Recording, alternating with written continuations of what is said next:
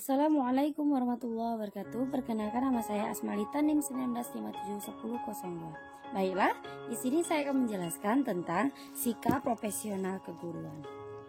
Oke. Pertama, kita harus mengetahui dulu kenapa kita harus membahas sikap profesional keguruan. Nah, permasalahan di sini kita tahu nih bahwa pengembangan sistem pendidikan itu merupakan salah satu faktor utama dalam menilai keberhasilan pembangunan negara. Fungsi dan peranan guru juga itu ikut bergeser. Jadi, guru hanya berperan sebagai pendidik. Saat ini, guru juga dituntut untuk mengembangkan profesionalitasnya.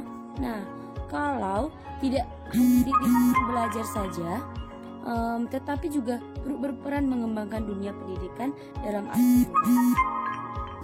Jadi, di sini kalau seorang guru yang profesionalnya itu baik, maka akan berdampak baik untuk negara dan juga untuk para generasi penerus bangsa. Kemudian kita akan masuk pengertiannya. Oke, sikap profesional guru. Pertama nih, pengertiannya apa sih sikap profesional guru itu? Menurut Agus F. Tambayong dalam buku Menjadi Guru Profesional karya Moh Uzair Usman menjelaskan bahwa guru itu adalah orang yang memiliki kemampuan dan keahlian khusus dalam bidang keguruan sehingga ia mampu melakukan tugas dan fungsinya. Sebagai guru dengan kemampuan maksimal, maka guru profesional adalah orang yang terdidik dan terlatih baik, kemudian serta memiliki pengalaman yang dibidangkan masing-masing ya. Kalau guru matematika ya matematika, kalau guru PGMI. Nah, jadi di sini dikatakan dengan bidang masing-masing. Kemudian sebagai guru profesional juga mempunyai citra yang baik di masyarakat apabila dapat menunjukkan kepada masyarakat bahwa ia adalah layak gitu menjadi panutan atau teladan masyarakat sekelilingnya. Terutama nih, masyarakat akan melihat bagaimana sikap dan perbuatan guru itu sehari-hari. Nah, biar atau pantas atau patut untuk diteladani. Nah, dengan bagaimana nih guru meningkatkan pelayanannya, meningkatkan pengetahuannya, memberi arahan dan dorongan kepada anak didiknya, dan bagaimana cara guru berpakaian serta berbicara, bergaul dengan siswa, teman-temannya, serta anggota masyarakat sering menjadi perhatian masyarakat luas. Maka dari itu nih, sebagai guru yang profesional, kita harus menguasai segala bidang itu, bidang yang baik. Nah, kemudian di sini kita juga akan membahas tentang karakteristik guru profesional. Bagaimana dan apa yang dimaksud dengan karakteristik guru profesional? Di sini guru profesional akan tercermin dalam penampilan pelaksanaan tugas-tugas yang ditandai dengan keahlian baik materi maupun metode. Di sini akan terlihat karakteristiknya, bagaimana ia mengajar, terus bagaimana ia mendidik, bagaimana metode dia mengajar. Di sini terlihat karakternya, apakah dia mengbujuk seorang anak, apakah diam-diam saja kasih materi lalu pergi. Nah, di sini terlihat karakteristik guru profesional. Jadi pada sosok profesional itu ditunjukkan melalui tanggung jawabnya dan melaksanakan seluruh pengabdiannya. Hendaknya mampu memikul dan melaksanakan tanggung jawab sebagai guru kepada peserta didik, orang tua, masyarakat, bangsa, negara, dan agama. Kemudian ada profesional. Coba perbandingan profesional dan amatir. Ini guru profesional. Guru memandang tugas sebagai bagian dari ibadah. Nah, ada yang amatir nih begini. Guru memandang tugas semata-mata bekerja.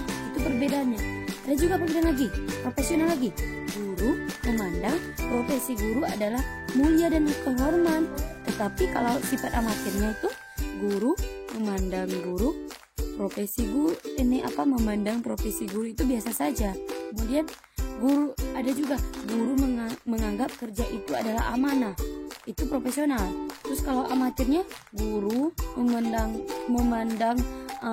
kerja itu hanya batas mencari nafkah. Nah, Jadi berhati-hati nih antara profesional dan amatir.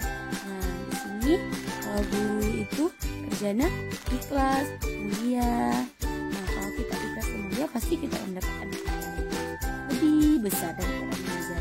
Tidak hanya di dunia, tapi juga bermanfaat. Kemudian sasaran sikap profesional keguruan.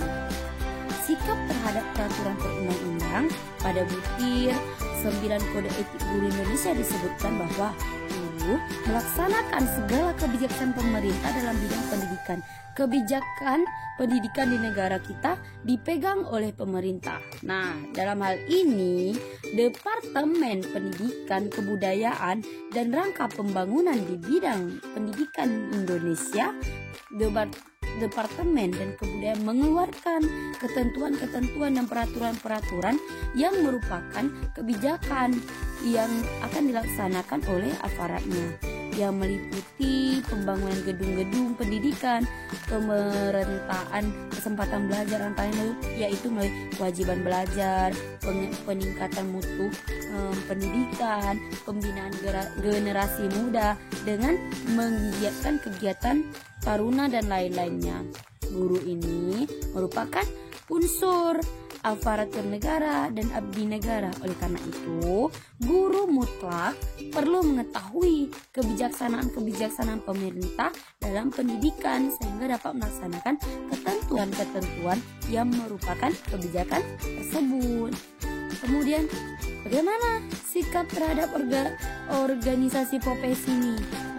Guru secara bersama-sama memelihara dan meningkatkan mutu organisasi PGRI sebagai sarana perjuangan dan pengabdian.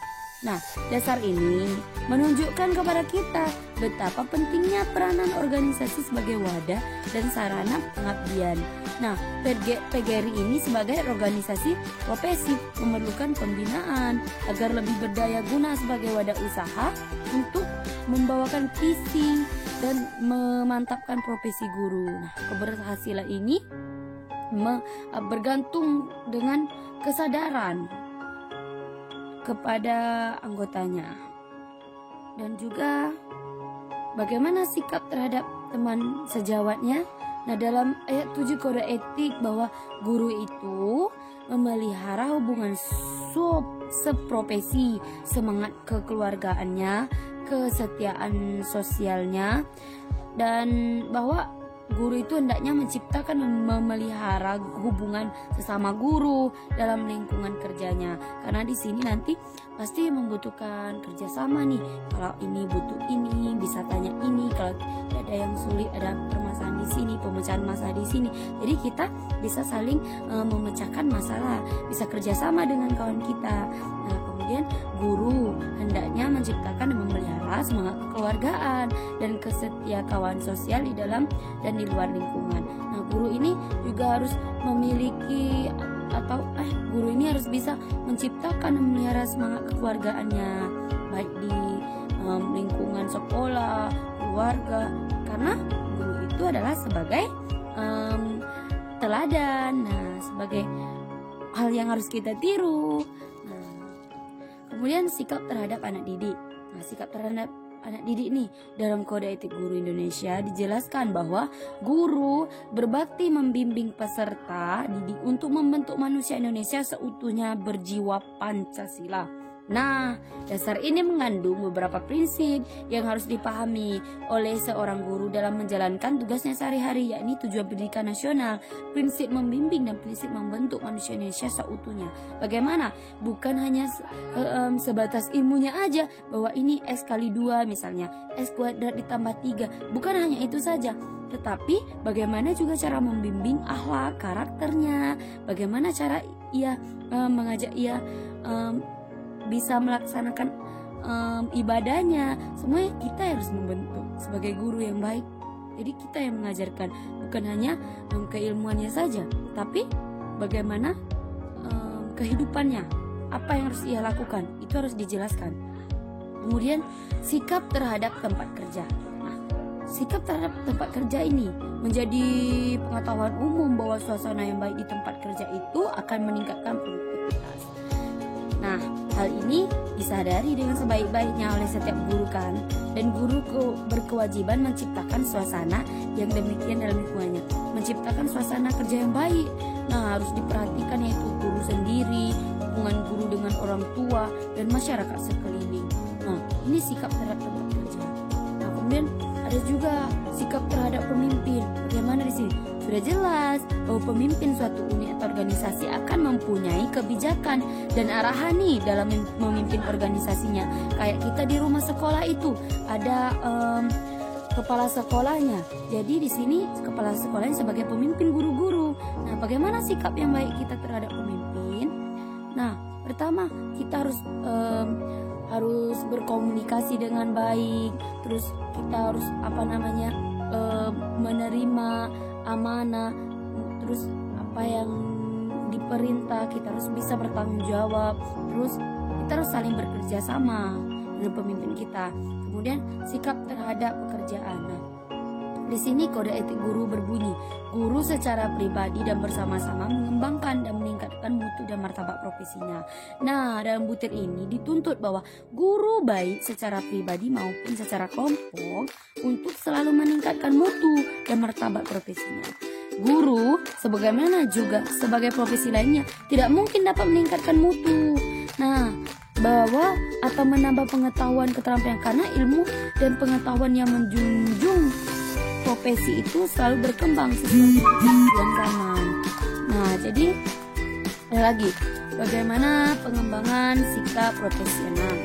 Pengembangan sikap profesional, sikap selama pendidikan prajabatan. Bagaimana di sini? Nah, pembentukan sikap tidak mungkin muncul begitu saja, tetapi harus dibina secara sejak calon guru, mulai pendidikan di lembaga pendidikan guru, berbagai usaha dan latihan. Contoh-contoh aplikasi penerapan ilmu, keterampilan dan bahkan sikap profesional dirancang dan dilaksanakan selama calon guru berada dalam pendidikan prajabatan. Nah, dalam pengembangan sikap dalam pendidikan prajabatan ini nanti pasti akan ada kayak mengikuti pelatihan-pelatihan. Nah, di sini nanti akan terjadilah pengembangan sikap selama pendidikan prajabatan. Ada pengembangan sikap selama dalam jabatan. Nah, di sini pengembangan sikap profesi tidak berhenti. Apabila calon guru selesai mendapatkan pendidikan prajabatan itu, banyak usaha yang dapat dilakukan dalam rangka peningkatan profesional itu. Nah, sebagai guru itu telah disebut peningkatan itu dapat dilakukan secara formal melalui kegiatan mengikuti mengikuti penataran, terus loka karya, seminar atau kegiatan ilmiah. Bisa juga secara informal maupun media televisi. Nah, di sini pengembangan sikap selama dalam jabatan itu tidak harus selama di pelatihan saja, tetapi kan banyak diadakan seminar, diadakan kegiatan-kegiatan.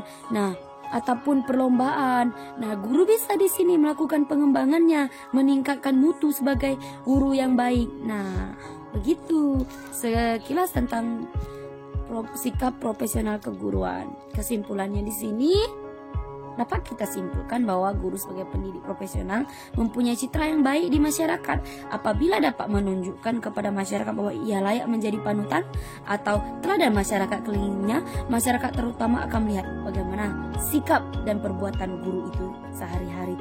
Karena apa? Dalam pendidikan ini bukan hanya ilmu yang harus kita pahami, tetapi yang pertama adalah sikap dan akhlak dalam kesehariannya. Apalagi sebagai pendidik. Nah, karena kita adalah sebagai panutan. Jadi kita harus memiliki sikap, terus memiliki akhlak yang baik agar kita bisa mendidik orang juga dengan baik. Nah, mungkin itu saja yang dapat saya sampaikan. Lebih dan kurang saya mohon maaf. Saya akhiri. Wassalamualaikum warahmatullahi wabarakatuh.